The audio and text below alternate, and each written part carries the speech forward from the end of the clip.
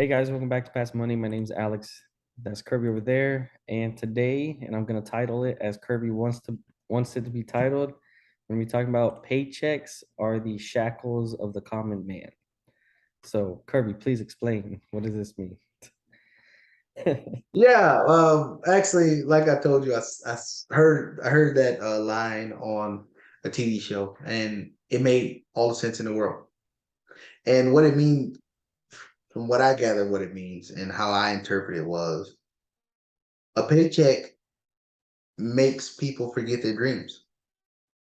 That's it. A paycheck is the shackles of the common man. You get a paycheck, and then everything that you ever wanted to do in life, you, for better or worse, you give it up just to keep that paycheck. And I mean, we've had many conversations where people get a job, get a paycheck. Oh, they get a paycheck, and the first thing they do is get a credit card, get a car, and they finance some more stuff. And then now they are handcuffed to that job because of the debt obligation that goes with it, or the mortgage payments, or the rent payments, and the utilities, and the streaming service, and everything else you then acquired with that service. So if you wanted to do something else, you're literally handcuffed to that job because now you have so much debt obligation, you can't even go push on to the journey.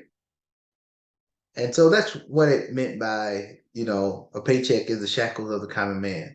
That's what it is. A job is your paycheck is how much it costs for you to give up your dreams. That's how much it costs for you. And most people give up their dreams. Most people be like, oh yeah, I wanted to. I mean, I hear it all the time. Oh, I wanted to have rental property. I wanted to learn how to invest. I wanted to do this, but why you didn't? Oh, I had a family, got a job, had a family. That don't stop you, but that's what people has allowed it to do. It allowed them to say, all right, put everything that I ever wanted to do on the back burner because now I have a job and an obligation that everything that I wanted to do before don't matter. So, and I see it a lot, and that's why when I saw it on the TV show, it resonated a lot with me because even people at the facility where I'm at, I see them, and of course, I'm always talking about real estate, stocks, investing, and things like that, and they always talk about what they want to do and all this stuff, and I'm like, why can't you still do it? And oh, it's because we got a kid. Oh, they try to be smart. We got this thing called bills. I know you don't know nothing about that, but why can't you have both? Why can't you? And then I say something that seems like it's the most craziest thing ever said on earth. I said, so why don't you get rid of the bills so you don't have to pay them, and then use the money to go after your dream? What? Are you crazy? I'm not cutting off Netflix. I'm not cutting off Disney Plus. I'm not downsizing on a car because they got trapped into this rat race, and now they think the only thing that's left is the rat race. And if you try to leave the rat race, you're insane and crazy. Or one that I heard, because now you get a paycheck, you get your insurance paid for. So, oh no, I can't leave the job. I gotta have that insurance. And they're not thinking that if you chase your dreams and you made enough money, you could pay for the insurance yourself and not be tied to a job. Because most people don't like the job; they just do it because of the obligation that they have outside of the job that keeps them there. So that's why I love I love that saying, and that's why I brought it up. Yep, no, I believe it 100%. I think when people continue to get those pay raises or promotions, they get so focused on that job and it just lures them into paying more attention to that job or focusing more on that job rather than being able to expand outside. And I think they get tunnel vision. And I agree. I think it's a very I don't know if I'd call it a manipulative way for companies to have all these little servants, but I mean, in a sense, it's kind of like that. Well, I mean, you can blame it on the job, but really it's not because the job don't tell you to. No, I'm not blaming it on Oh, the job, but I'm saying it's that companies definitely understand what they're doing by oh, employing. absolutely, absolutely, absolutely. Yeah, And I told you the story about I was driving with the CEO of a company, and then we pulled into the police parking lot. And it was nothing but brand new cars everywhere. And yeah, he said, "Do you see that?" And I said, "I just see a whole bunch of debt." And he said, "Exactly. Now these people have this debt; they can't leave. I'm not worried about them leaving. The person I'm worried about leaving is the person who haven't went and got a new car, or didn't just buy a house, or didn't move up in property because they got a new position." Like those are the ones that we're worried about leaving because we know that they are doing something with their money that gives them the ability to make an idea shift or employment shift when they want to. right, So you're right. You're absolutely right with that. They know it. They know what it is. right, Because they know the mindset and the psychology of people. They get a pay increase. They believe they got to have the car of people in that position. They got to have a house size of the people in that position.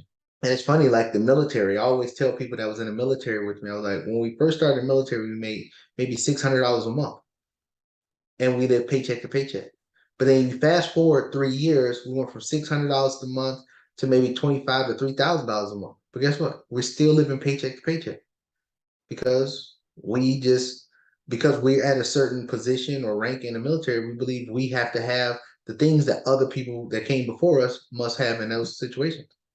So yeah, you're right. It knows what it understands the psychology of people, and that becomes the shackles and the handcuffs that we wear just to serve a job to cover our obligations outside of the job. yeah, yeah, absolutely. Um, I mean, I see it too. I mean, I'm sure everybody sees it. When you hear somebody that's moved up and they get I think what I hear a lot is like when people make that six-figure mark in their salary, by that Mhm. point is when they're like, oh, now I'm making good money. Like, and then they start to really just give it their all in that job rather than thinking that they could do something more or bigger outside of that job. No, yeah, you said six figures. That's when you see it. I see it. People go from 30 to 35,000, and they think that they Donald Trump Jr. Oh man, no, I haven't. I mean, geez, no, I haven't seen it like that. I mean, I think I've seen it with a couple people in like 50,000 when they hit 50,000. Right. But no, like yeah, and it's sad because in the grand scheme of things, like even six figures, like say they hit 100,000 a year, it's like if they dedicated 5, 10 years of investing, they would be way past that mark. Right. And and but people don't dedicate it. They believe that the job's gonna take care of them until, like we said in the previous video, until they get old enough to realize that it's too late. All their big money making years, they spent it and blew it on stuff, and then they don't realize the heartache until they're in their 60s and in their golden years, and then they can't rewind that time to get it back. So yeah, but yeah, the shackles. I mean, what say that again? I forgot how we started the video. Shackles, or no, no, a paycheck are paychecks are the shackles of the common man. Yeah, yeah, I love it. I love it. I believe it in it 100%. Well, everybody, thanks for tuning into this video. If you like the content that you heard, if you disagree, I'm okay with disagreement. Comment in the comment section below. Please like, share, subscribe, and we'll see you in the next video. Have a good one. See you guys.